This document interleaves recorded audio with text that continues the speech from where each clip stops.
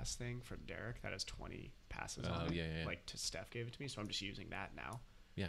Which is fine. Like I'll just use that till it runs out. That's part of their Here program. goes. It's like, Hey, all. Sorry, we're late. It's always something, right? Hello, everybody.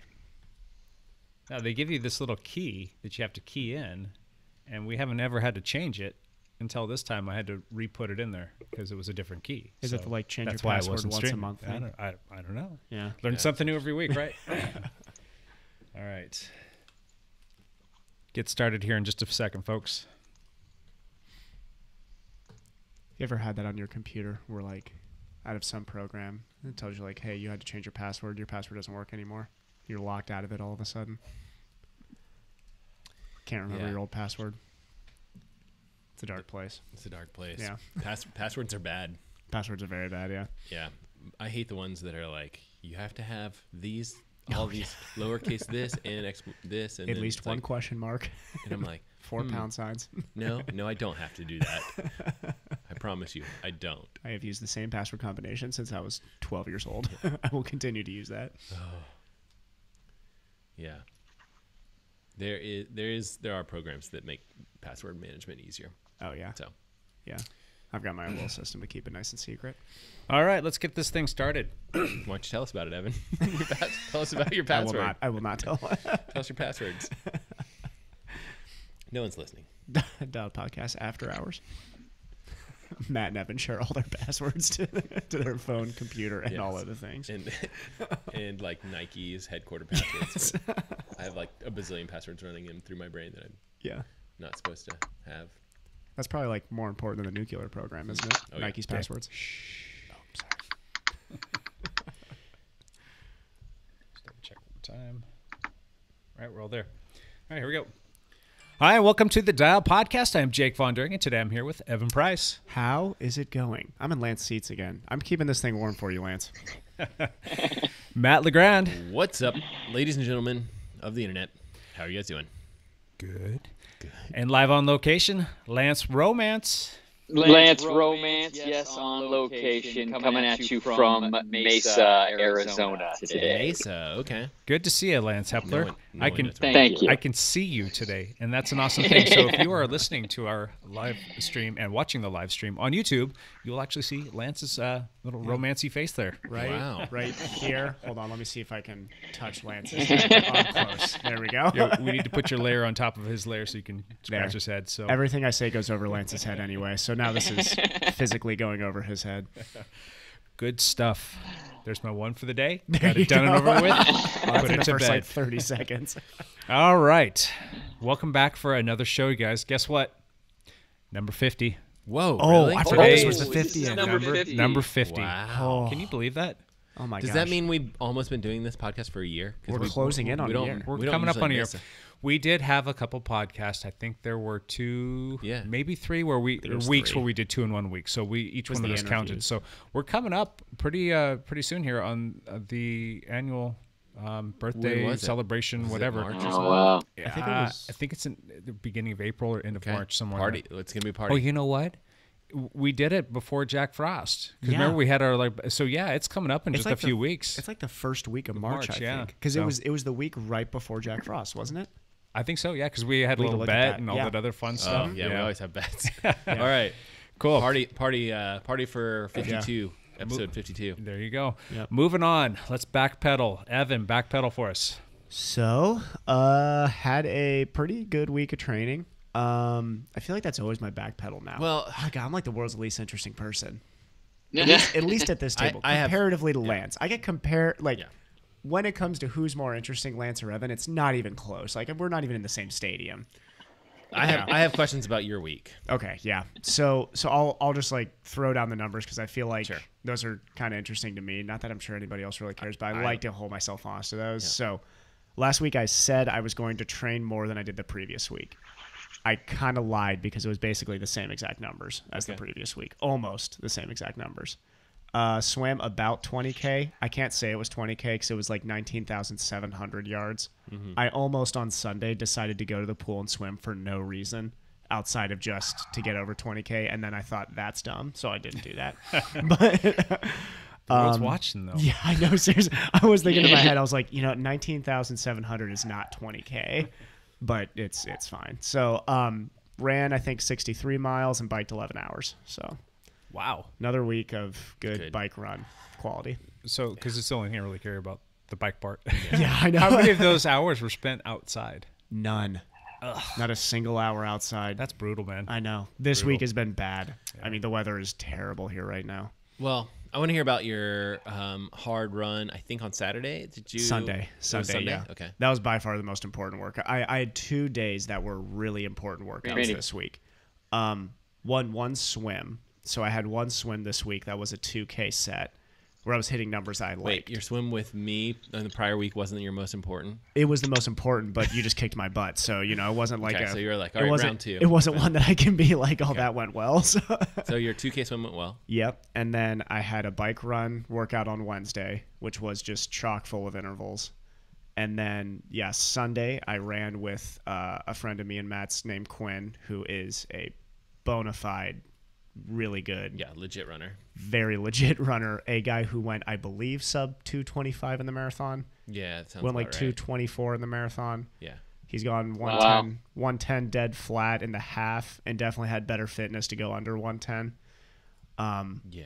What was his 10K? Like 30 minutes? 30 or something. Yeah. I think it's probably 30-27, somewhere in that range. Really good steeplechaser. Yep. Yeah, so well out of my running league at his peak. But he's old like me. Yeah, so he's in his mid-30s now, and he is coming back into the running world hard and running really well right now. So we're going to race together at the Vancouver Lake Half in a week or so, 2 weeks. Yeah, because it's this. So we'll get back from our training camp, and it's the day after that. It's the Sunday after that. Yeah. And so you did a 10K or something? Or? Yeah, so we did, the mile was, the workout was just under 13 miles total. Okay. But we did a 2-mile warm-up over to Vancouver Lake area on what mostly the course will be.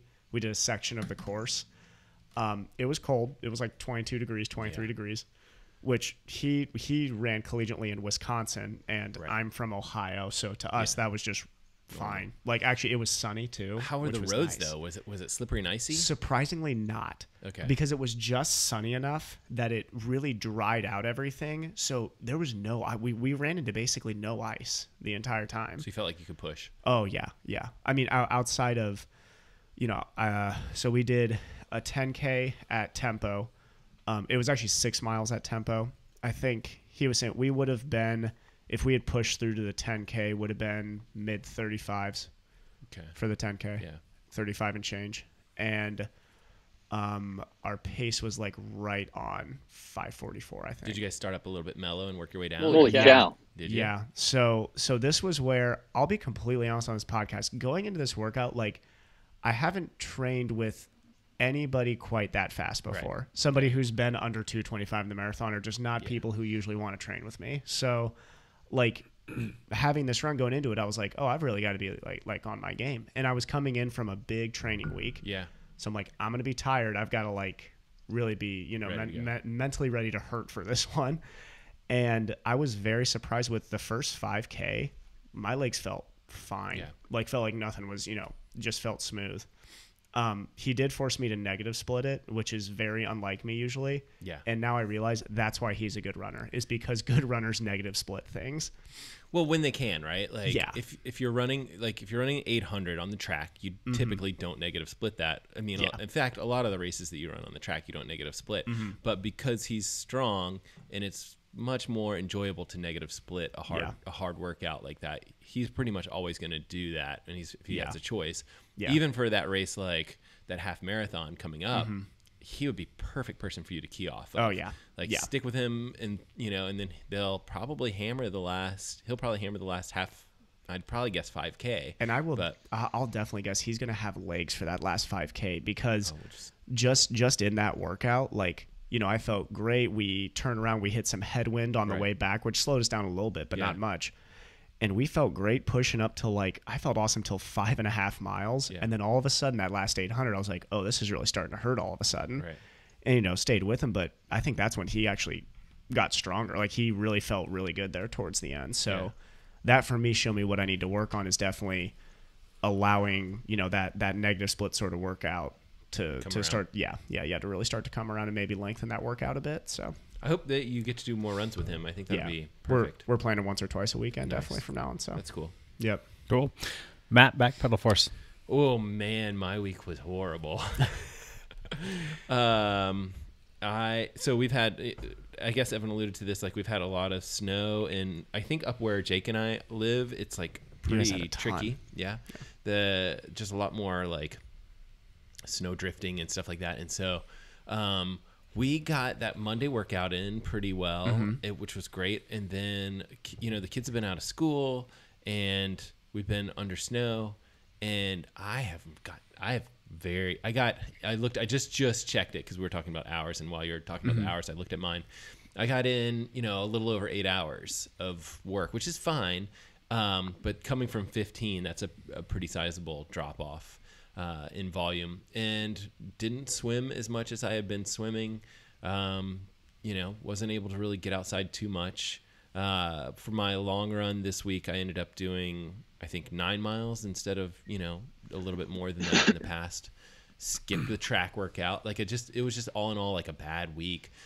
And I'm not really like super upset about it because I feel like unscheduled rest weeks are great in some ways, where you can kind of be like, weather isn't cooperating. Like this is a perfect time to take a down week. And then hopefully I can ramp back up a little bit this week and go into our training camp kind of ready to go. So I'm not upset about it, but it wasn't a particularly fantastic like week of working out. Recovery weeks are important. I think I've heard somebody talking about a recovery week thing or something like that last week. I heard it on a podcast somewhere. I don't know. Yes, see previous podcasts. That's right. Nobody's ever happy taking a recovery week though. We always talk about like, oh God, can't wait for that recovery week, and then it comes and you're like, well, maybe I could do like an extra 2-3 hour ride there, just shore up the numbers and make sure this doesn't look too bad. But yeah. Just let it happen. I mean, that's... Yeah, it happens. It's fine. You were hitting some massive swim weeks there in a row. Yeah. You need that come down time. Yep. It happens, bud. Lance, back pedal for us. Yeah. I did not have a recovery week. Yeah. I haven't looked at Lance's I'm looking at the numbers from last week. I put in 23 hours of work last week. Oh, my God. Jeez. That's hard work. Now, like 15 of it was on the bike, and like 8 of it was hard hiking, I guess. Oh.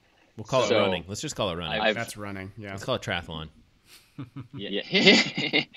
but yeah, I was at the start of the week in Las Vegas, and then I did a gravel ride in Las Vegas, which was a lot of fun, but it ended up being in the snow, so I got turned around by snow there.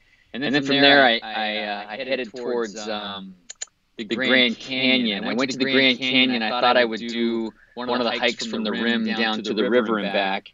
And it was a full blizzard, whiteout conditions on the rim of the Grand Canyon. So I ended up hiking like 13 and a half miles or something that day, which was a nice little reprieve from being on the bike so much. But after that, it was a beautiful, fantastic hike. It was cool to see the Grand Canyon, covered in snow and whatnot. Yeah. So that was cool. From there, I headed down to Sedona, Arizona, and spent 3 or 4 hours on a mountain bike one day, which was just fantastic. Great mountain biking around Sedona on the Red Rock and Slick Rock around there, although it was still very cold. And then from there, I headed down to Phoenix, Arizona, and I'm in Mesa. My sister actually lives here in Mesa, and so I'm hanging out at her house with her glorious pool in the backyard. I guess you can't really see it, but just been hanging out with her. Her family, and my wife flew in late last night to spend a couple 3 days with me down here because I'm eventually on my way to training camp, which is a 5 or 6 hour drive from here. But and then here I've been road biking and mountain biking. I managed to catch a group ride on Saturday morning. There's dogs barking in the background. That would be my sister's dogs. But I managed to catch a group ride in the morning from Bicycle Ranch in Scottsdale, and I'd been kind of flogging myself fairly hard beforehand, and didn't think I'd do very well on this group ride. There was only about 40 or 50 people that showed up, and I've done this ride. I did this ride 3 years ago, and there were like 150 people that were there. Jeez. And it gets split up between A group, B group, and C group. And this time I was on the front of the group the whole day. So I was feeling pretty good. Even up the climbs, I didn't get dropped, Evan. So oh no, yeah, I'm scared. I'm sufficiently scared now. It doesn't mean I have turned into a climber, because that is not the case for sure. But I used to roll the air, right? Yeah, I can hang a little bit longer. So I had some great longer rides and whatnot, and so it's just been good. Hey, Pepper, be quiet. Come here. This is my Pepper niece's dog. If you can you see Pepper if you're on the live stream, or if you look on the live stream? Is the other dog's name Salt? I don't know where. That would be great. Is that Piper's cousin Pepper? Yeah, that's right. It's Piper's cousin Pepper. So yeah, I put some good miles in. I've done some other mountain biking around here, which is great. It's the weather's been it's not super warm here either. It's been between 45 and 65 degrees, but 65 is definitely better than the 20 degrees it is back home. So yeah, it was chilly. My week's been decent. I can't complain. Good. Where are you off to next? I'm going back up the Flagstaff. My nephew is looking at a dental practice up there, so I'm actually going up the Flagstaff on Thursday to help him evaluate a practice that he's looking at. And then from Flagstaff, I'm just going to head to San Diego. Training camp. So I'm headed to training camp. Yeah. Excellent. That doesn't sound like a lot of cold weather for Lance. No. I don't feel like this is fair. No. The only time it was cold this year, Lance was not here. That's right. There you go.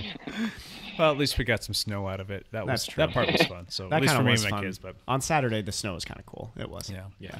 Cool. Let's see here. My back pedal real quick was our team ride on Zwift on Tuesday, which was another great workout. It was kind of fun to see Nate Scott, putting down a solid effort. He's coming back from a broken wrist, so it's nice to see him getting his fitness back after having a little bit of time off. But then again, Jesse Tonkinson in the break with him, and those two worked together to drop everybody on that last lap. So that was a pretty solid effort on both of their parts. Tonk's coming along. That's really I've been looking at him and Nate's train. They are both they're going to be fast this year. Yeah, Tonk is putting out power numbers he hasn't seen before, so that's good. What cat are they both going to be racing this year? Are they fours? Nate's going to have to start as a 5. Nate's going to be a. I know. Yeah, at this point, I may just downgrade to a 2-3 4. level. I may just downgrade to a 4 this road season. Just race with them. Yeah. Well, you can do whatever you want to do, because I think it's gonna be a fun 4-5. USAC last time was a 3, but how many years has it been? 3. 3? 2 years. It was the year before I came out here. So talk to some of those people over at Obra. Yeah, we'll see. We'll see. Then a few other tough sessions. That's neither here nor there. But what kind of bummed me out is I was going to be putting in a long Saturday ride on the trainer, and I went to go do that ride, and I was gassed, and it was because I spent all freaking day shoveling. Well, I wasn't even shoveling, because that implies that you're using like your upper body, and I use it a little bit. I did some of my physical therapy. I adapted it to shoveling driveways. That's plural. I had to do mine twice, on Friday night and again on Saturday, because it gets really icy if I don't. Yeah. And then my mother-in-law needed some help, and so my wife and I ran over there, and we helped shovel her driveway as well. So after basically pushing around a snow shovel like a plow for, I'm guessing that I probably spent 2.5-3 hours just plowing, if you will. I was smoked. I was done. I could not bring myself to ride any more than what I did, which was just over an hour. Had like a low zone 2, high zone 1 power output. It was just terrible. So I was able to jump back on last night, and I knocked out a pretty solid program of some over-unders that hurt, but I got through an hour and a half. So it's kind of nice, because I think my body needed that in a weird way. You get get your body moving in a different fashion. So that was kind of nice. And then it's probably more valuable. The strength training that I got to do for my upper body and my core was needed as well. So yeah, enough about that. The snow was cool. That was fun watching the kids play around and yada yada yada. So you only get one chance to do like a snow shovel workout a year too. Yeah, so there you go. There you go. Weight challenge update, Matt. Tell us you just won this thing. So I haven't won. God dang it. This week has been bad. Oh no! It's not been a good week. How far off? No, I'm still. I'm 2 pounds from winning. I mean, I'm literally close. Just like I've been rock solid at 155. Yeah. Yeah. How about you, Lance? I'm still the same, right about 5 pounds down. You know, even though I'm doing all this training and eating carefully, it's like my body has found the spot it wants to be. So I'm having a difficult time going down. Evan, I did. Oh, sorry. I did send a picture to the group. Oh yeah, with me down 10 pounds, saying "boom, I won," but it was fake because was that after the hike? It was not. It was after one of the rides I did. It was after like a 2.5 hour ride. So I was just trying to screw with everybody. Yeah. How about you? My morning weight Sunday was 150. I think I texted the group that I was at 150. I had, after my training on Sunday, I was at 148, which was 1 pound away, but that doesn't count, obviously. Yeah. That was a lot of sweating. So, yeah. Still. I don't know if I can go under 150. 150 just feels so ridiculously light for me. That's 6 feet tall. I don't know. We'll see. If I keep on going down, there's a shot. I can give it a run. But if I end up ending this competition, that's sad because I did not even want to win this competition. And I don't want to lose weight at training camp either. I want to be just taking in a lot of calories. Oh yeah, for sure. I ate so much at training camp last year, but I still did come out the backside. I come down, I lost like 3 pounds over the 8 days that we were there, but I'm still stuck at -4, -3, -4. I've seen a little bit more, seen a little bit less, but stuck. So at least we're all minus. That's a good. Well, and I've noticed definitely like body fat percentage change, and I'm definitely gaining muscle, which is good. Mm-hmm. Yeah. So. Yeah. All right. Well, we'll get there, people. We'll keep plugging along. Nobody else wants us to continue either. So. All right. Today's topic is quite timely. Gee, I wonder why. That's strange. We're going to talk about training camps. We're going to run through what the purpose of a training camp is, kind of what you should expect, or maybe even like how you want to plan your own. Mm-hmm. What you can do if you can't get away to a training camp, and do they work? Do they work? That's an interesting work. So, is it just a cheap excuse to get out of town and go enjoy some sun for us Pacific Northwesterners? Which means they work. Yes. So I'm going to run around the table. I'm just going to let you guys start to, give your 2 cents on this topic. We'll start with you, Lance, because you're kind of starting with your life is a training camp. Yeah, I know. You're like a professional training camp guy. What are your thoughts? I've certainly been looking forward to this a lot, mostly because it's always better to ride with the group and to ride with people. It's just a lot more motivating. You can go further, you can go a little bit harder, so you get more of a training effect by doing that. And that's the beauty of having a training camp. So most of the riding that I've been doing is, and most of the riding we've all been doing is kind of solo or on our own. And to have an opportunity to get together, I think we've got 18 people going or something like that. And to be able to work together, the whole point is to kickstart or continue our training for the rest of the spring racing season, and to kind of lay down a baseline of fitness so that we can stay on that. Pepper. Sorry. Now that's an interesting term that you use, Lance, and I think it's something that, like, I'll play devil's advocate on a little bit, but I actually kind of deep down agree with you. Is there, well, I mean, base fitness is like this bad word now that everybody loves to talk down. They love to say like, oh, high intensity, quality. Base fitness, Lance, when you say that, I think a lot of people think, LSD, long, slow distance. Now, when you're saying base fitness, because you already mentioned saying that, you ride harder, you're basically riding longer and harder. So what would you define like base fitness workout as? Like a week of base fitness, what would that be for you? Well, it would mostly be, longer, slower stuff with a few efforts interspersed in there. I don't think it's a week where you do intervals. It's a week where we try to put in 3 or 4 or 500 miles or 600 miles in the week, to try to kind of just increase your endurance so that you can go back and individually work on those interval things. At least that's the idea. And I don't exactly know what we have planned for the whole week, whether we're going to have some harder interval efforts, but I'm not sure. I think just naturally there will be, right? I mean, if you guys are going up a climb and people start to break away, you're not just going to be like, I'm going to ride at zone low 2 because that's what I said I was going to do. Yeah, there's always going to be people pushing the envelope. And that happens just about with any team when they go do a team ride. There's always somebody that's going to push at some point in time. So you're always going to find yourself chasing to a certain degree. I mean, you can, if you want, sit back and just, wait for them to regroup and you'll catch up to them eventually. But we're all competitive people, and it's just in the spirit of being in that group and seeing people kind of take off. You kind of get caught up in that, and you're going to go be competitive as well. So you're going to find some natural intervals in there, which isn't necessarily a bad thing for this time of year. You need to sharpen up. Yeah, couldn't agree more. So, how about you, Matt? Well, we talk about like the purpose of this and are they great for you or what? And I think the one thing that I will say is, I mean, obviously I'm a proponent, like I'm going on the training camp. I think they will be extremely beneficial to me, as long as I can survive. But there's definitely something to be said that if you have a good pattern at home, and I'm looking across the table at Evan here, I'm not going to name names or anything like that, but if you have a good pattern at home where you can put in big loads, fantastic training, like nice, solid, consistent work with good people, you might not need a training camp.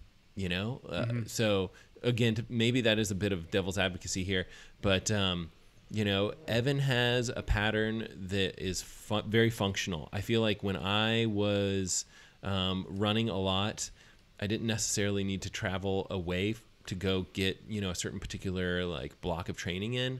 When I was running very hard, I did very well, like just at home. Like I could put in my 100-mile weeks. Like I could really even significantly more than that. Like some big spiked up weeks, just kind of sticking to my routine and doing my like day-to-day activities. So I think there's a place for training camps, especially, because we're in the Pacific Northwest and we have the potential to go to, Southern California and get out of the dreary, snowy, rainy, whatever we have. That's going to be able to allow us to do some more biking miles for sure. So in that regard, training camp's fantastic. But if you guys are listening to this and, you don't necessarily have to escape the weather and you have your routine that's working well for you, don't get, discouraged that you need a training camp. Like you may be just fine where you are. Yeah. This is where I think like the fear of missing out stuff is big, because I think it is important to realize at the same time, I'm actually a proponent for the training camps. And I say that because, but you've got to be smart with the training camp. So let's speak from the triathlon point of view. Right. If you're a triathlete, it's not a bad idea to actually do a training camp with cyclists. Because if you really look at the 3 sports, what's the sport that you can toss the most volume at without really risking an injury? It's definitely cycling. Yeah. I mean, if like anybody listening to this who's a triathlete, if you're running 32, 33 miles a week, don't think that you can sprinkle in a 75-mile week there out of nowhere. Right. That is not how running works, and it's definitely not how swimming works. Yeah. So, but you can if you're somebody who typically rides 6 or 7 hours a week. It is possible for you to go between that 15 to 20 hour week now. It's crazy. It's crazy to think that you could just like double your volume. And then, like Lance said, going with a group is great because let's say you want to hang in for a little bit. Right. You can hang in. If you want to put in some efforts, you can put in some efforts. But yeah, I think the difference with the triathlon world, and there's a lot of triathletes that do training camps. Yes. I mean, there are. So I'll talk about one. I would say in the amateur world, that's a pretty famous training camp is Everyman Jack's camp. Yep. They go to Vegas each year, I believe, and do it. Gonna be honest, I mean, Everyman Jack's great. They're good guys on that team and everything. I think that's more of a marketing training camp more than anything. Well, it's a chance for the team to get together and actually see each other. That team is so dispersed. It's a chance for them to get together, hang out, distribute stuff. Yes. I mean, they kind of need to do some sort of meetup. And they do. And that's the difference between, I think, triathlon teams and cycling teams. Right. Cycling teams are all very much based in an area. Yeah. So like Dialed Cycling knows each other. Yeah. You know, everybody knows each other in Dialed Cycling. So it's awesome that group gets to say, hey, let's get out of the rainy weather and go sunny and go ride 500 miles in a week. That's awesome. But triathlon teams, for whatever reason, seem to be more like online based these days. So you got like team members all over, you know what I mean? All over. So a training camp is like this come together and meet each other thing. So I think in the triathlon world, there's the social aspect, but I'm not sure if there's as much of a training benefit to a triathlon camp if you do have a good, consistent sort of schedule and good people around you can train with. You don't need to go to these, triathlon training camps. Cycling world, I will definitely agree. I think there's a lot of benefit from a training camp for cycling. Yeah. Especially if you live in a bad weather region. I think you're right. I think maybe it just has to do with sport specific. Yeah. I mean, running training camp? You can't. I mean, you can go to running camps and stuff like that. They have them. But if you've got your group that trains at your speed. And you don't want to spike your mileage for running. Yeah. You want to keep it consistent. I mean, me being a guy who now runs in the 60s and 70s. Right. I mean, I guess if I was to not swim and bike in a week and go and try and run 110 miles, I would risk injury with that. Definitely. I mean, there's a good chance I would come out of that injured. Yeah. And that's even, I mean, I think I could go into the 80s okay, but I don't think I could go into the hundreds and not be like toast coming out of that. It's hard to say, right? It's just it's a toss up. Oh, yeah. You might end up injured, you might not. So when you're out doing your training for triathlon, and then is it commonplace for a triathlon team to go do something abroad or away from? Yeah, there's I know the team I have been affiliated with before, AJ Baco coaching. They had a Florida camp that they would do. Gotcha. But yeah, I mean they're commonplace with these bigger teams. Yeah. So I can definitely see the benefits there. You guys are going to push each other, but when you actually get into the race itself, there's not a lot of like camaraderie kind of stuff. It's like every man's out there, man and woman's out there to win. Yeah. Now, on a cycling team, it's a little bit different because you want to have that gelling. You want to have that camaraderie and that teamwork. And that's a great place to go work on that kind of stuff. Exactly. You can talk about a million different things with respect to tactics and pace lining and blocking and all this fun stuff that goes into the dynamics of road racing. Do you guys work? You probably don't work on any of that, do you? You don't need to. It's super individual. No, and this is where I definitely I have a hard time playing devil's advocate against a cycling training camp because I just think they're so beneficial. I really think they are incredibly beneficial if you're a cyclist. If you're a triathlete, I mean, if you're really weak on the bike, go to a cycling training camp. Because if you want to be like, I want to be a stronger cyclist, go hang with cyclists. And I think a lot of the pro triathletes that I've seen, they will go to a training camp and they're doing a triathlon training camp. It's not really like they're not hanging out with a bunch of cyclists. But when they do those training camps, they do increase their cycling volume. That's the biggest thing. I don't think they increase their swimming and running as much. Not really. You know, and that's where, I mean, Matt, you kind of nailed on the head before. Is like, I'm kind of in this place right now where my training's so consistent. I don't think I need to really throw a big change into it. But I will say I do get a little bit jealous of some of these triathletes that I know I'm not that much slower than at the pro level. Right. That are, I mean, this is like my inner, like very jealous side coming out right now, which is bad. I look at these guys and they're going to like South Africa. Yeah. It's sunny. They're going to Arizona. I'm like, who's paying for you to go there right now? Right. You're like 3 minutes faster than I am. You're not that fast. Like what? Like who's paying for you to go to these trips?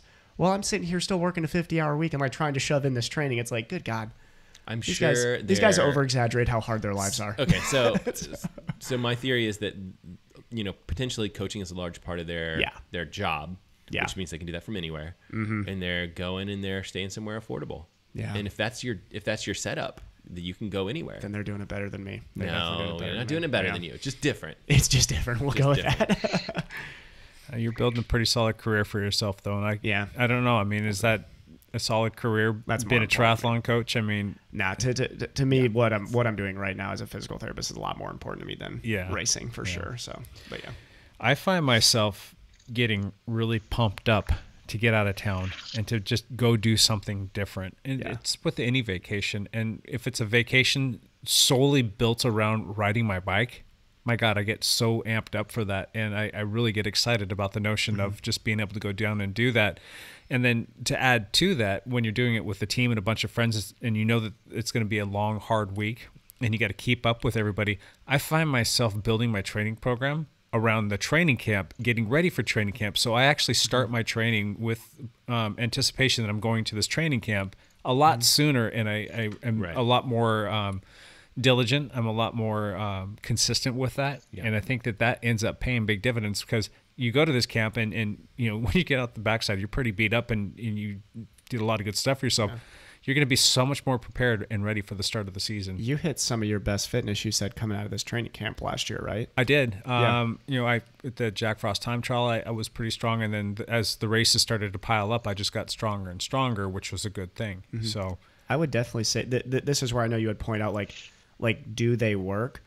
I think the question is, at least in the cycling world, definitely. Yeah. I mean, I had kind of made a little note here to check any research. I don't think there's any great longitudinal studies looking at it, but I'll tell you what, most people you talk to, if you hit a quality 24-hour bike week, you're going to come out of the back end of that with some fitness. Yeah. Like with some really good fitness. For sure.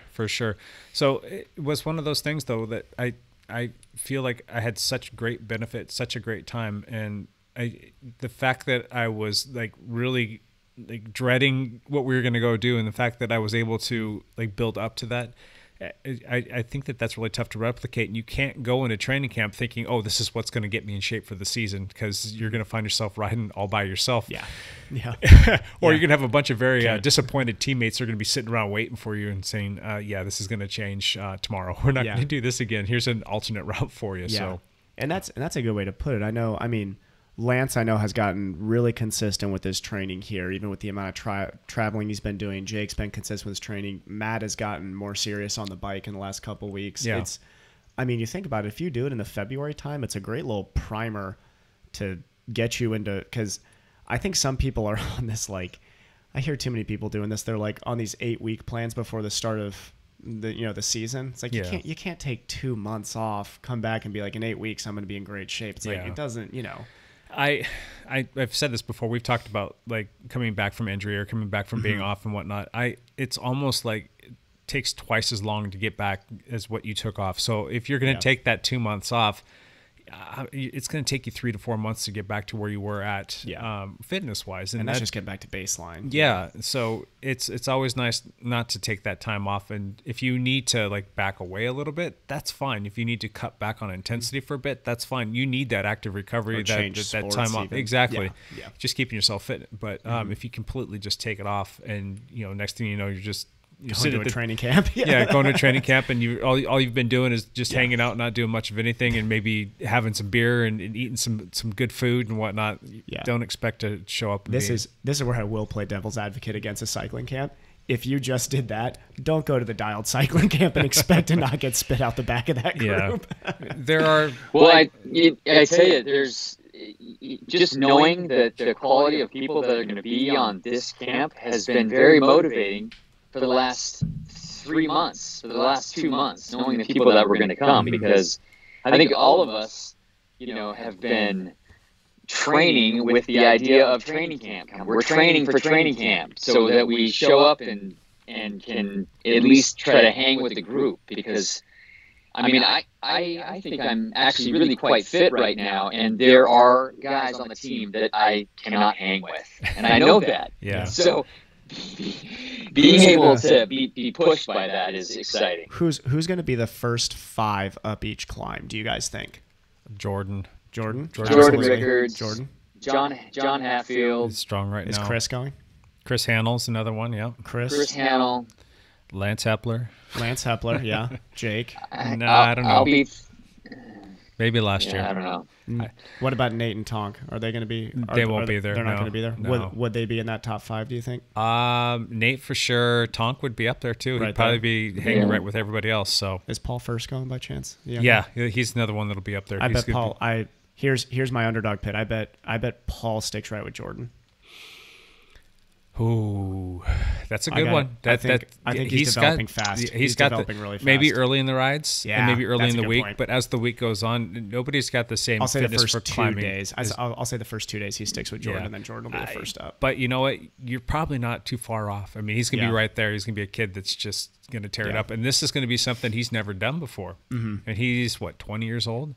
And he's just figuring out what kind of fitness he truly has, and he's never done this before. So he's going to come out of the backside of this crazy strong, crazy strong. So he's in for a shocking season. I'm going to say they're sure going to be very, very, very fast. Yeah, he wants to be out there doing some triathlons with you guys too. So he comes from a running background. Yeah. We just got to help him figure out swimming, and then he's there. Oh, we can steal him so hard. Actually, he needs to do both. He needs to be that kid that we talk about who bike races and races triathlons. Yeah, that'd be amazing. I think his love, though, is cyclocross, if I'm not mistaken. And then mountain bike probably second, and then triathlon. He's a great bike handler for a young kid, too. So, great bike handler. Just the excitement of getting off the trainer. I mean, how happy you're going to be to get off the trainer and the roller mat, just to go outside and have the sun beat down on you and not be wearing multiple layers. I mean, anytime I get outside, it's just like the first hour of biking goes by so fast. You're like, wait, we've been biking for an hour? Yeah. And if I'm on a trainer and I get to the hour marker, I'm like looking for a reason to quit. Yeah. It's one of those things. Last year we went to Palm Springs and we all got down there and we all built our bikes. It was just so much fun. And then everybody was kind of like jonesing, chomping at the bit because it was getting a little bit later in the day, and like, all right, we'll come back and we'll eat later. As a matter of fact, we're going to go out to dinner instead of making dinner tonight. Let's just go for a quick bike ride, just giving yourself that excuse to go shake it down. We got outside, and there's just that, like, when you're riding through the wind, and like the wind, you don't feel temperature. It's not too hot and it's not too cold. It was like that perfect time of night, and it was the sunset was starting to come in a little bit, so it was really beautiful down there in the desert valley, and you feel that warmth kind of touching your shoulders, like from the sun, and it just puts this perpetual smile on your face. I'm like, oh, this whole week is going to be glorious. I am crying inside over here right now. And so now we're going to go back down. We're going to be in North San Diego County. We're staying in a sleepy little town, avocado town, if you will, called Fallbrook, California. And what's funny is Sean Martin and John Hatfield are the ones who came up with the destination. They did all of the planning, and they came back to me like, all right, this is what we came up with. Here's some rides that we can do, and yada, yada, yada. And they had no idea that I was born and raised in Fallbrook, California. I lived there for the first 19 years of my life. No, that's too funny. The house that we rented, I think it sleeps something like... It's 20 plus people, if I'm not mistaken. So we're all going to fit in this one house, which is going to be pretty cool. It's 8 miles away from the house that I lived in for the better part of my life. Now that area has really good mountain biking, right? Didn't you say that this area has very good mountain biking? It has some okay mountain biking. Okay. I did most of my mountain biking in Orange County, which is probably 60, 70 miles north of Fallbrook, where I grew up. I didn't really I rode my mountain bike a lot when I was a kid, but I left there when I was 19 and went off to college. I did 1 year down there at the JC and then transferred up and yada, yada, yada. But anyhow, I did a lot of my mountain bike riding on the road. And I was just that one kid that's like, I just go out, would ride my bike all over the place. And I'd have a friend or two that sometimes would come with me, but I just like riding my bike. And I never really found any of the good mountain biking trails. And I just don't think that mountain biking was that big yet. Like the kind of trails that you would ride down there was more geared towards like motocross and like ATVs and things like that. I'm sure there were people out there riding their mountain bikes, but I wasn't one of them per se. It was more of the road stuff. So, not that anybody cares about that. Sorry for rambling on. He was going down memory road right there. Yeah. So we know that they work. We know that they're beneficial. We know that they're good for you. What would be something if you're like, all that sounds great, I just can't get out of town? What kind of a program will we tell people to set up? Like there's going to be, close to 20 people going down there, and we've got over 100 other people on the team who can't. What can we tell those people? What can you do that's going to be kind of close to what we're doing down in San Diego to kind of push yourself to try and get that same training effect? I mean, they might have some good days to ride outside, but still here in the Pacific Northwest, we're dealing with a bunch of snow and ice out on the roads. And granted, it's starting to rain a little bit, but there's some more snow in the forecast. It's still a lot of ice on the roads. I mean, right now, if you look outside, you've got still several inches of snow, and it's raining, and it's about 36 or 37 degrees. Yeah, that's perfect for a 5-hour ride. Yeah. How can we get these people excited to go out and do something that's going to be as beneficial as being at a training camp, or is it just they're screwed? Do you guys have 2 cents on that? So I won't say that they're screwed, but here's what I'm doing in this meantime. So I'll speak from the person not going to this training camp. There you go. So I'll speak from the triathlon point of view, but this very much just translates directly to the cycling view too. Training camp is a massive load of training in, let's say, 7 to 10 days. Let's say it's that 7 to 10 day period. If you're working during that time period, you cannot shove the same amount of training into it. Do not try and do that, because that means you're cutting sleep. You're probably not going to be cooking for yourself then, because you will be training instead of doing all those things. And your social life will definitely suffer, whether that means you have kids or anything, fill in blank. So what I've done is really the last 8 weeks has been a big build of fitness, but for my next 4 to 5 weeks, I'm taking one down week, and then not this next week, the week after, I'm going to take one small down week, and then it's basically going to be shoving, instead of 7 to 10 days you're putting in that fitness, it's going to be a 3-week block. Mm-hmm. So if you're cycling in this region, you still have time to get in this big 3-week block before we hit the road season. You still actually let me think. If you guys get back from training camp, how many weeks until Jack Frost? 3, right? Just about that, yeah. We get back on, the 25th, 6th? Something like that. And then Jack Frost is the 10th of March. So, yeah, it's about 2 or 3 weeks. Okay, so we'll say 3 weeks here. Because even after Jack Frost, you still, that's when the road season starts. You don't need to be hitting your A fitness at Jack Frost, but definitely be in shape then. So for me, I know I'm building, basically adding a little bit of intensity and a little bit of mileage each week to each sport that I'm doing. So that means, instead of me spiking everything by 50%, you're spiking everything by 10 to 15% each week. And that's a more manageable load for your body to take over 3 weeks with work, with life staying the same way, instead of a 50 to 100% increase in 7 to 10 days when you get to kind of live like a professional cyclist. When, you get to ride, the thing that Jake never does, chill after a ride, and then actually get to reap the benefits of that training. And that's definitely, you hit the nail on the head there. I mean, when you're at the training camp, you wake up in the morning, you make yourself a nice big breakfast. You go out and you ride for hours, anywhere from 3 to 5 or 6 hours, depending, maybe even longer, depending on the ride that you have scheduled for that day. You come home, you eat again, you stretch, you take a nap, you lounge, and you just let your body completely recover so that you can go out and do it again the next day. And it's really nice. And that's not something I could do at home. And it's low stress too. Oh yeah. I mean, imagine.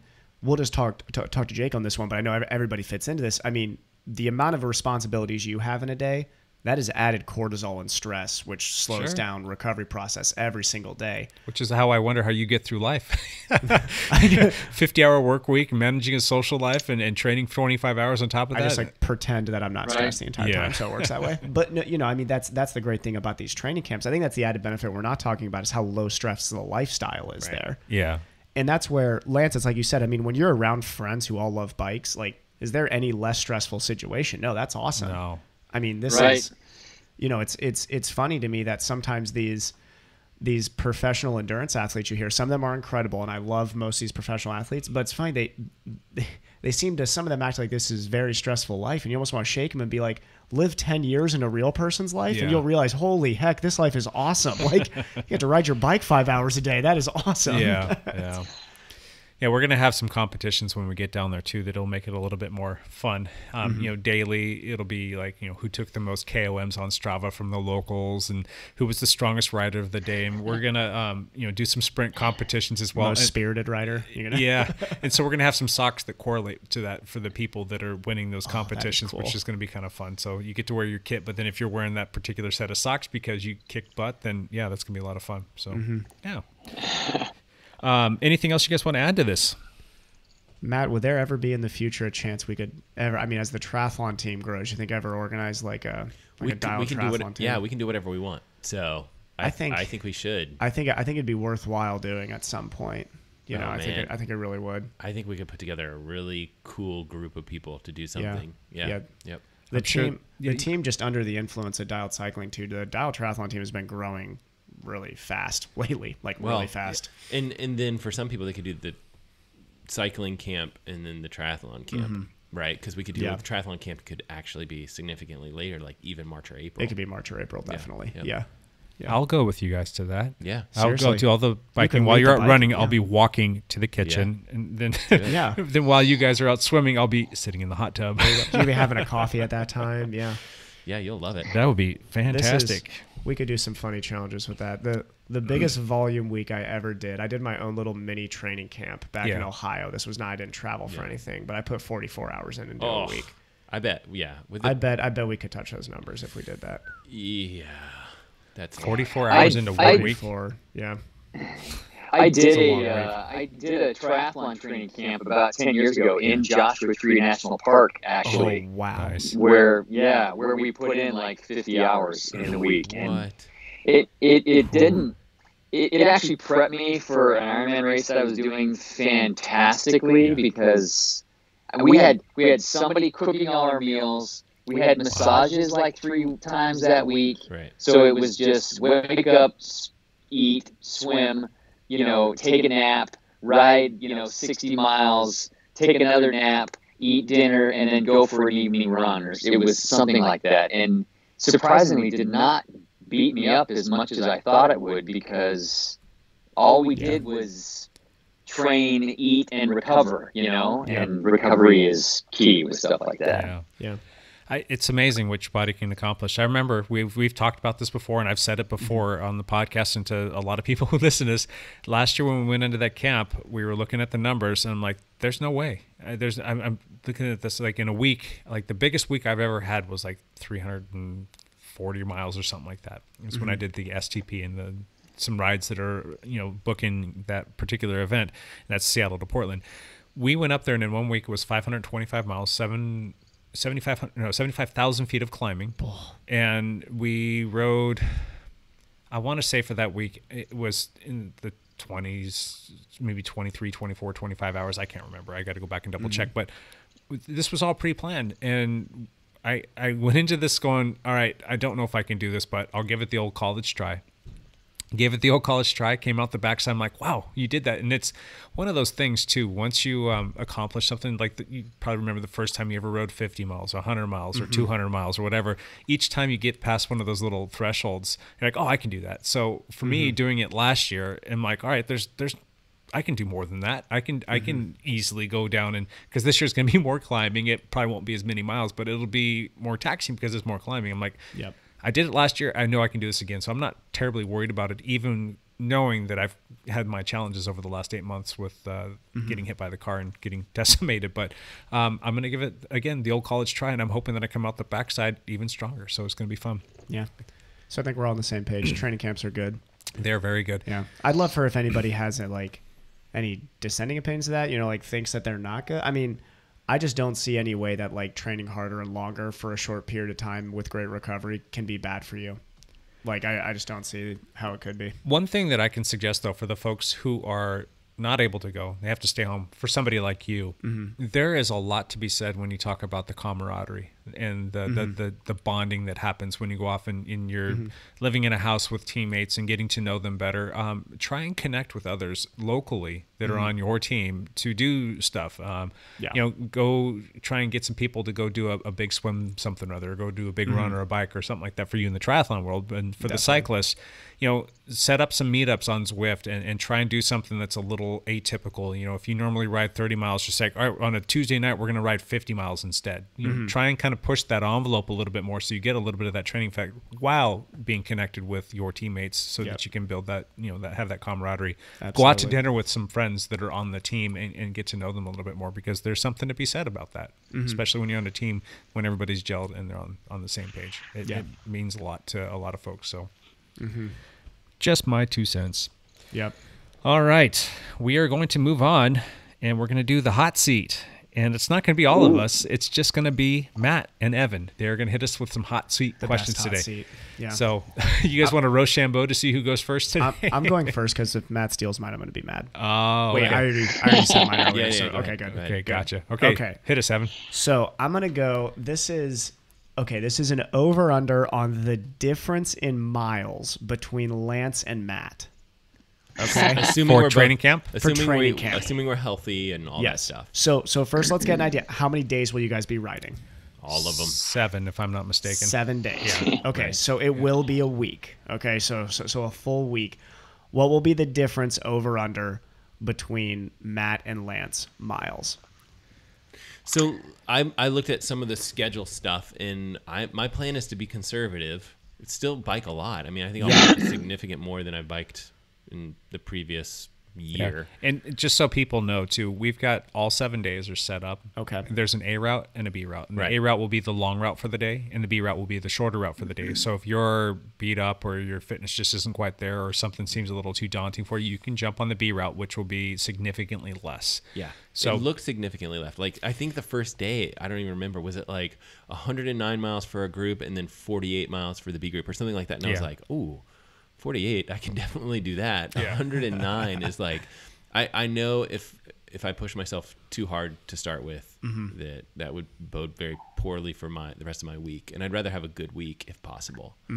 So don't want to miss out on that 109 miler though. That's some good stuff right there. So if you do all the A routes, what does the mileage get to? Did you happen to add that up, Matt? No, I don't. I think we'll just say it's roughly do you have a ballpark? 70 miles per day if you average it all out, and then you multiply that by 7, so you get 490 miles. So let's just round, say 500. So 500 if you do everything, basically close. Yeah, close to 500. That could be a slight. You know what? No, I'm going to say it's going to be less than that because there's going to be an optional day in there that's going to be not an optional day. It'll be like a recovery day, so we'll be just out doing an active recovery ride. Okay.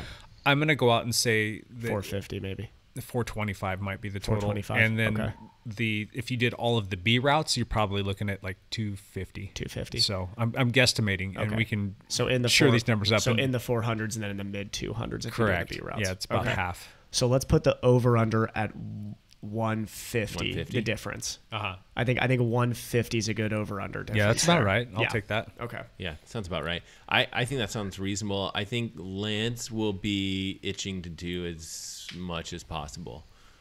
If I know Lance. My plan is to do everything. Yeah. All. My plan is to do all of it. Will you do more, Lance? Will you do more? I don't know. I mean, maybe the 6th and 7th day if I'm still feeling pretty good, because even though I have been riding a lot I could get injured too. I could overdo it as well, and so. When was your last recovery? When was your last recovery week? Was that the scuba trip? On the boat. Scuba trip. Yeah, the scuba trip. And that's been how many weeks now? 4, I think. It's been 3 weeks ago or something like that. So you're still kind of and we've got a week to go. So you're going to be right at the end of that block, and you're either going to feel fantastic or you're going to start to fade a little bit. So maybe that plays to your advantage, Matt. No, it worries me a little bit because like this week, I haven't even felt the pedals this week. Like my legs just feel great this week, which means who knows what's going to happen next week. Yeah. But so what are we going to put the over under like 100 miles more? 150 I think is a good number there. 150. I think Lance will go over that more than over the difference. I think so. I mean, I don't think Lance will do an extreme amount, and I still think I'll do fine. I just don't think that, I don't know.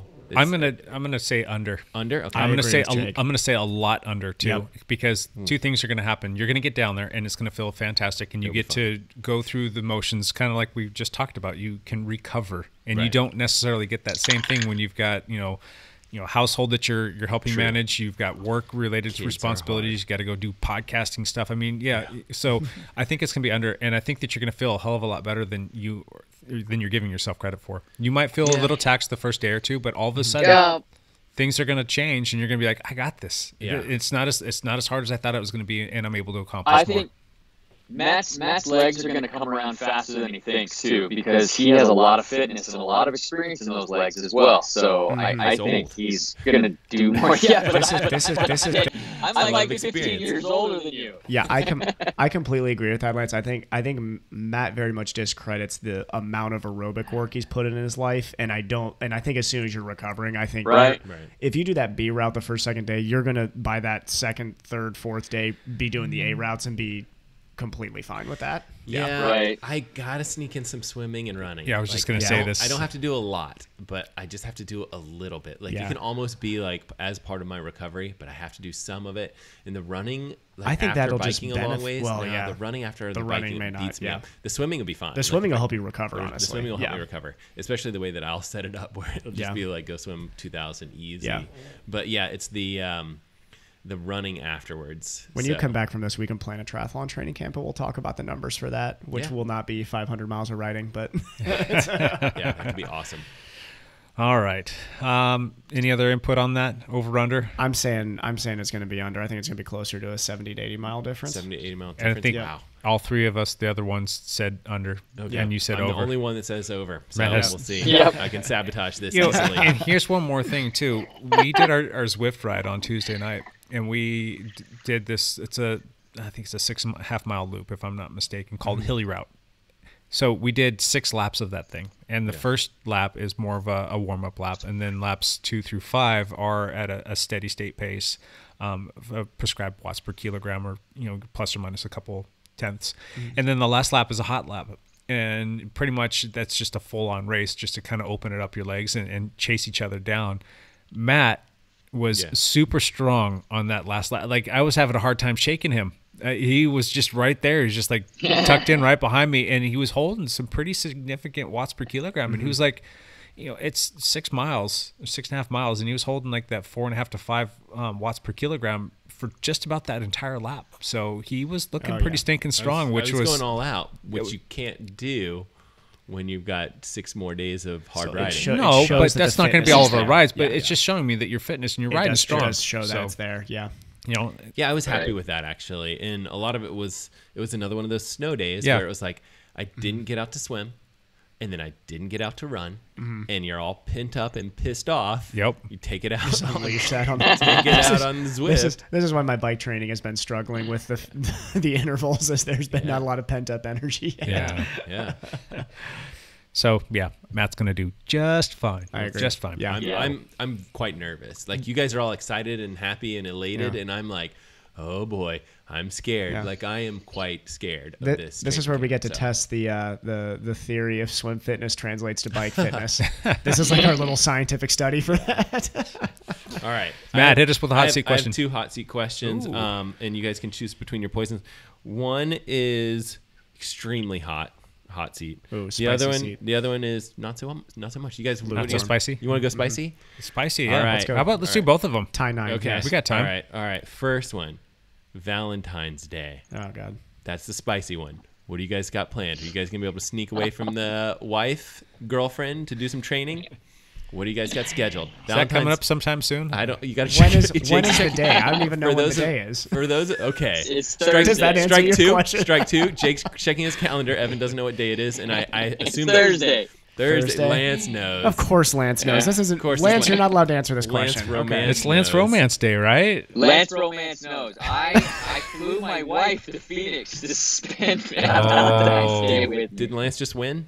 I think he won Valentine's Day. Yep. Wait a minute. Lance, didn't you say on Thursday is when you're going up to help your nephew? Yes. Whoa. Okay. Hold on. But wait. We are having. We're Valentine's Eve. We're spending together, so that makes up. Okay. Fair.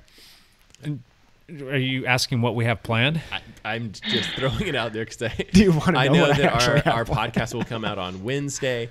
We think Valentine's Day is on Thursday. Unconfirmed. Valentine's Day is on Thursday. The consensus is a little bit confused at this point, but I have nothing special planned. Yeah. We don't really ever do anything for that holiday. I'll probably end up making a nice dinner. Yeah, and then the kids will get some stuff. That's cool. Yeah. And then you'll get on the trainer? All right. So I'll get on the trainer, but I'll probably try and get it done early in the morning so that I am not sitting on the trainer at nighttime after dinner. Gotcha. That wouldn't go too well. Evan, do you think you'll do some sort of? I got a 14-mile run on a treadmill for a date. 14 miles on a treadmill? That's what I do on Thursdays. That's by far longer than I've ever gone on a treadmill. Okay, so is this your first or second Valentine's Day with the current girlfriend? This will be me and Cassie's first Valentine's Day, and neither of us really care about Valentine's Day. She says but we spend a lot. You should do something small at least. We are going to be spending a lot of time together over the weekend. We will. We're really Thursday. Does Thursday really matter that much if it's Thursday or Friday when you have a nice dinner together and make it? Oh God, I'm looking at like all these successfully married guys around me right now. Here's the thing. It's been a long time since I've been like on that first Valentine's Day. Yeah. So I don't know what they expect. Let me put it this way. I've been in relationships where I knew that Valentine's Day was way more important than they were playing it off to be. I could usually tell. And to me, that's not an attractive quality because I really just don't care about Valentine's Day that much. But it seems very disingenuous. Let me just give you let me give you some cheap advice. Yeah, I need some. If you buy her a cup of coffee with a heart on it or something, I got her something. Small. I did. It doesn't. I'm just saying, like she likes coffee. Yeah. From Detaza tea or wherever. Ooh, right? Detaza's not a bad idea actually. I'm just saying, like something small like that goes a long way on Valentine's Day. No, I got something small. No. Evan. Oh God. Lance Romance. Preach romance. Evan, do you like this girl, Evan? Of course. Yes. You know. You got to go big. You got to do something. Otherwise, you're risking too much by not doing something. So Valentine's Day training camp. Can I go big? Can I do something big? Lance, honest opinion. Can I do something big Friday? She's also busy in the evening on Thursday. She's training too on Thursday. No. Straight up. You have to do something on the day. You have to do something on the day. Okay. Yeah. If you could get like a coffee delivered to her on Thursday, like at work, that would be killer. That would be awesome. Not a bad idea. Something small, not Lance Romance style, not huge. Yeah. How about you, Mr. Legrand? Oh man, so I'm really bad. I'm more like Jake. I think like I'll get all the workout stuff done during the day and stuff like that, and we won't do much of anything. We'll probably have a nice dinner, but it'll be with the family and the kids. It's not gonna be crazy. Yeah. And we won't do big gifts, or we definitely don't do like chocolates and roses and weird stuff like that. We just keep it pretty mellow. Yeah. So this is pretty much, Lance is the model you should follow here. And what are we doing at the stable right now? Lance is in a sunny place where he flew his wife out to, and I'm sitting here like, well, I got to run on the treadmill. So we got 14 miles on the treadmill. What was that other question you had for us, Matt? Yes, less difficult. I was curious about if you guys are on the YouTubes and you guys have cycling channels that you guys check out. So you've mentioned before like some ITU stuff. I don't know if you remember like the exact name of the YouTube channel. Actually, so there's a couple I'm really watching pretty religiously right now. I watch the ITU channel because they have great full races on there. Cape Town just happened, which was really cool. I always listen to GCN. I think a lot of us here listen to GCN, which is a cycling network. I haven't been listening to them as much, but they're fantastic. They're good. Yeah. What do you think? Yeah. And then we talked about GTN, which is the Global Triathlon. I've stopped listening to GTN. I found that one to be pretty annoying. Yeah. To be honest. So the triathlon ones. It's not bad. It's just so there's a couple little smaller ones I'll talk about, YouTube ones I talk about. So one is called Harry and Chris. Okay. Harry Palmer is this new professional triathlete who's doing a YouTube channel, and he's pretty cool actually. Oh, I've seen this one. It's really he's cool. From England, and he's brand new. Yeah. Brand new. He's only got like 10,000, maybe 15,000 followers, but it's like it's a really cool channel. The video work is done by his buddy, and it's very good. I listen to Lionel Sanders all the time, and for running, the Athlete Special. Who's a current Georgetown runner who's really good. He's got great video work. He's a pretty interesting guy. Cycling wise, Orica Green Edge has a great channel. That is, once the cycling season comes in full, and especially once we get into like the Giro and the Vuelta and the Tour, everybody listening to this should tune into the Orca Green Edge. And you just feel like part of their team, like you just root for them, and right? I just screwed it up because they just got a new sponsor, didn't they? Are they still Michelin? Is it? Michelin Scott. Michelin Scott. My bad. Seasons before was the Orca Green Edge team. Now it is the Michelin Scott team. Adam Yates, Simon Yates are on that team. The Yates brothers.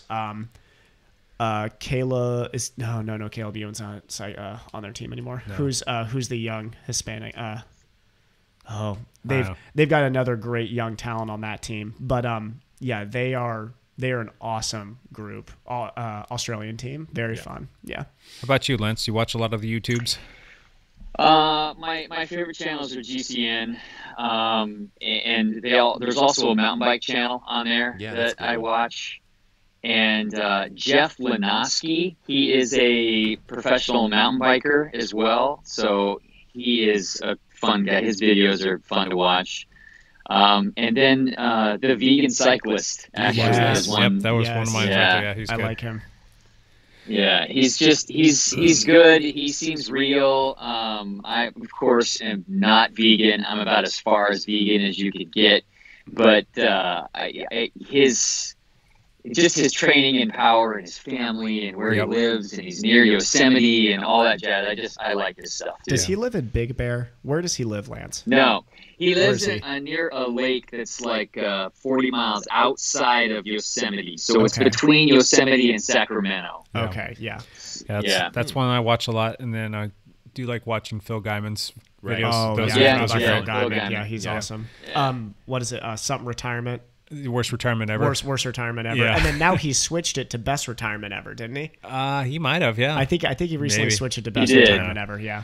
And then the one that I actually find myself watching more than any other cycling or other related is Matt Legrand's station, little channel there. I do.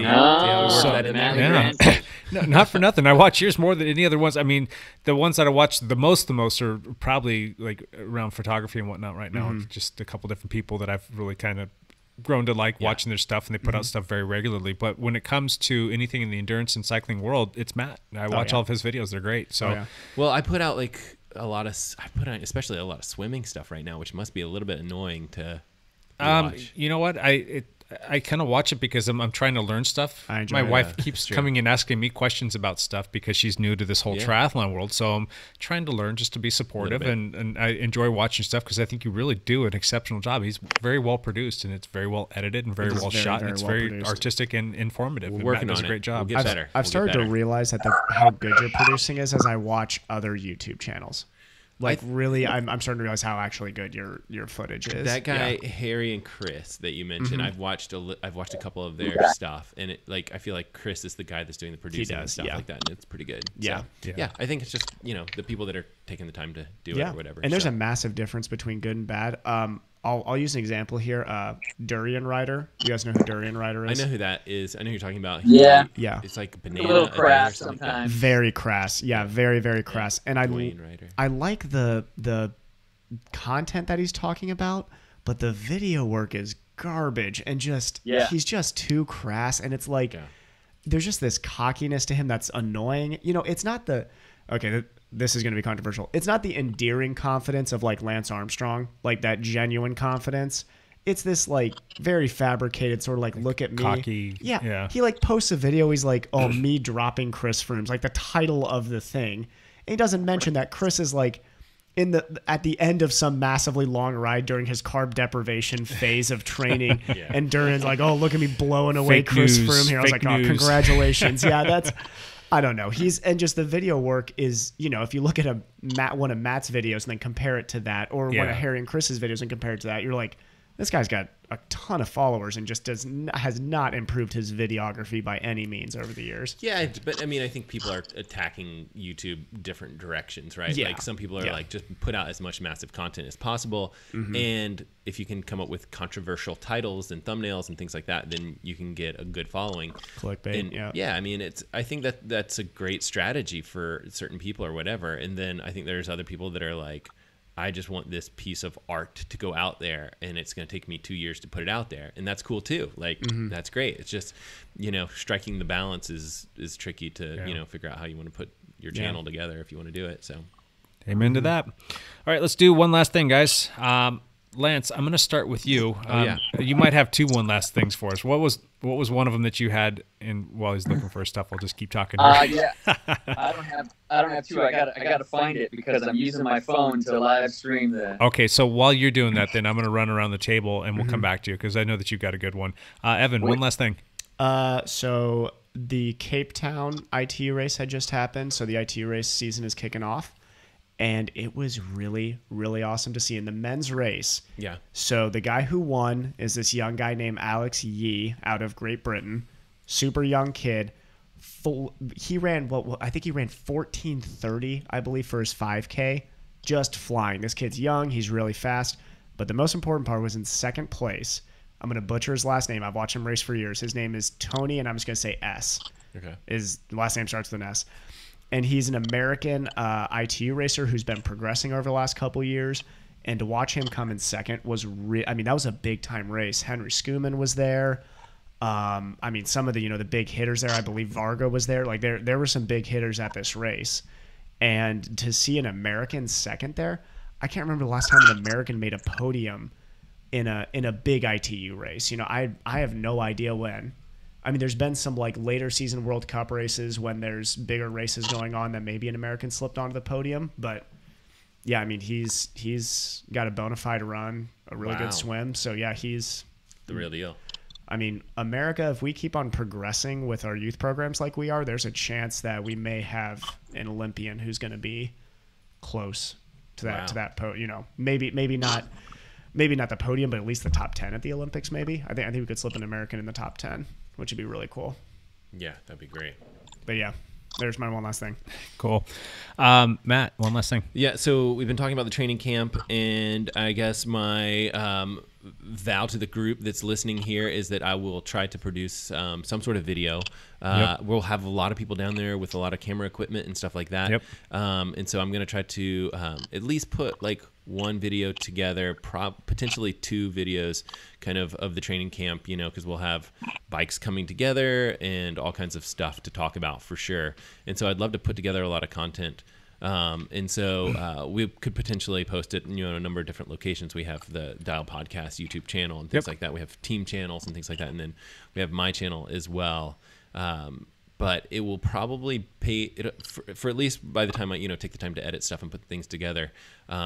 I could do that while we recover from rides. Yeah, so we'll see how that goes. But my guess is that it'll probably be a week or two after the camp before I actually post stuff. So yeah, I'll get it up as soon as possible. I'm almost done. All right, Lance, you ready? What you got, buddy? I found it. All right, one last thing. All right, this is in response to our discussion from 2 weeks ago when Matt and Evan went off about participation medals. And, we went off about something? Yeah, what are you talking about? So I know we don't actually completely disregard participation medals, but we did have a lively discussion about it. So I got this response from Ryan Lee, the guy's house who I was staying at last week.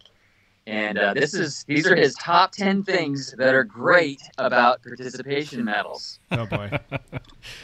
Oh, boy. Number 10, some can be used as paperweights, belt buckles, or bottle openers. Good point. Number 9, they last longer than T-shirts, and you can wash them less frequently.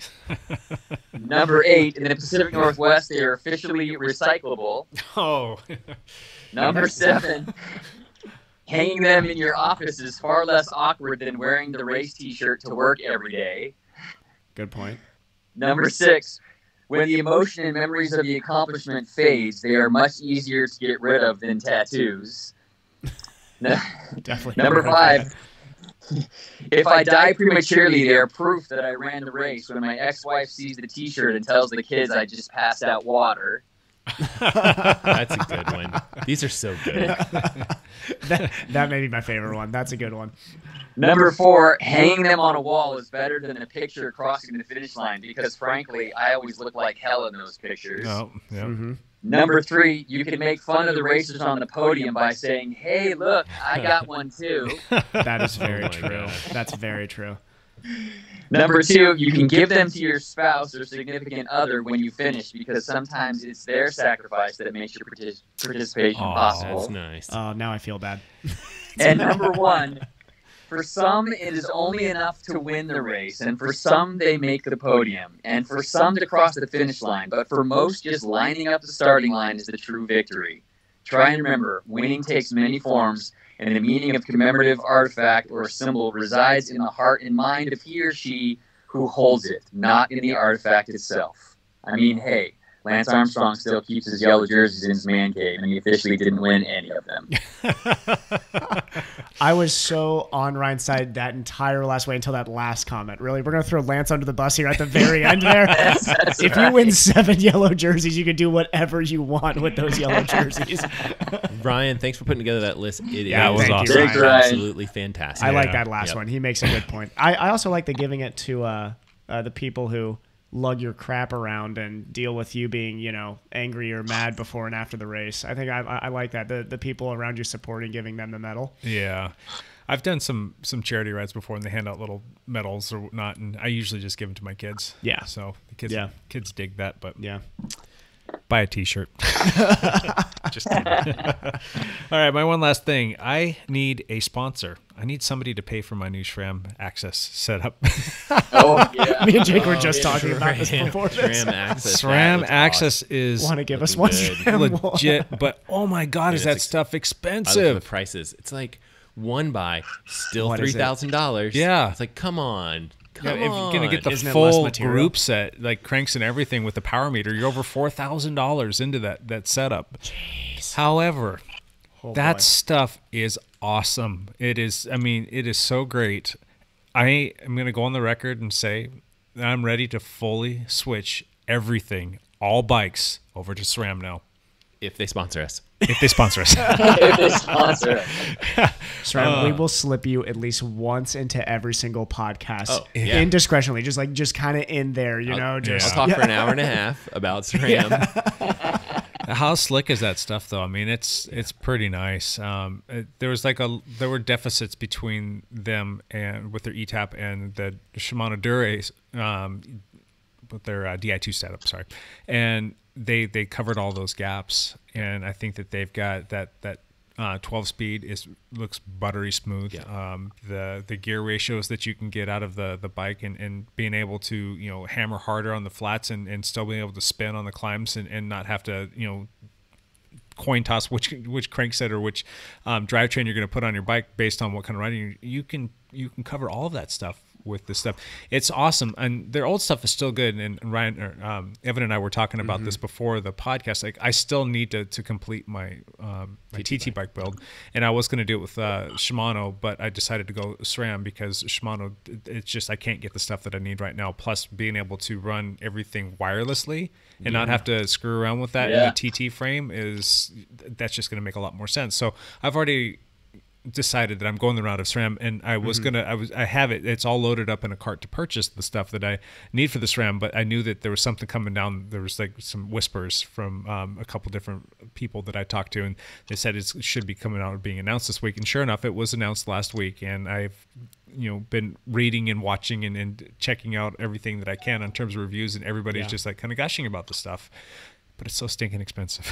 Yeah. So I might end up just for the TT bike, because I don't need to dump that much money into a TT bike. I'm going to probably go with the older ETAP stuff. But for my new bike in the future, it will probably have that as opposed to the Di2 setup. So nice. Nice stuff. Drool. Yep. Let me wipe the drool off. Yeah. A lot of drool. Yeah. Have you guys had a chance to make your mind up whether or not you think you're going to have that on a future bike? I mean, if it comes a little bit further down that price point, absolutely, I would go with. I mean, I'm kind of with you on this. I'm going to go ETAP right now on the frame, but that's. I've heard, and I don't know if this is verified yet, but they're going to introduce the technology, because pretty much if you wanted to run electronic shifting, you had to run the ETAP Red, and they didn't have lower levels. Kind of like Shimano would have the Dura-Ace, and then they have the Ultegra, and then there's whispers that they're going to even have it in a 105 now. Right. But they're talking about having it in some of their lower level stuff. Are you talking about the Force? Yeah, I believe so. That's their next line down is the Force. You go from Red to Force, and that's rumored that they would have wireless. Force was my mechanical shifting for a while, and I loved it. It was great. So I mean, if they could add electronic to that, that'd be great. I've heard rumors of the same thing. I don't know. I don't have any trustworthy rumors that Yeah. Anyway. So who knows? So if you want to sponsor us, please, that'd be great. SRAM, if you want to sponsor us too, that'd be fantastical. So, all right, that is a wrap for this show. If you guys want to check us out more or get involved with us a little bit more, look us up on Instagram on at Dial Podcast, on the Facebook pages at Dial Podcast, or email any of us, our first names at dialpodcast.com. We would be more than happy to talk with you. And if you've got some show ideas or some things that you'd like to talk to us about, that'd be great. Feel free to chime in on our YouTube channel when we live stream these things Mondays at noon. We got to figure out what we're going to do when we're down at camp, how we're going to run that. But stay tuned on that, because next week we will actually be down in San Diego at this time. So we may or may not be live streaming it next week, but we'll figure something out to say hi to y'all. Anyway, you guys, again, as always, this is the best part of my week. Absolute pleasure. It's fun times. Lance, drive safe down there. Enjoy the sun, and soak up some of that vitamin D for us. Please. Yes. We're all dying. I'm so pasty white right now. It's ridiculous. I'm see-through over here. All right. And for all of those who listened on the live stream, thank you for chiming in and saying hi. And we will catch you guys next week. Bye for now.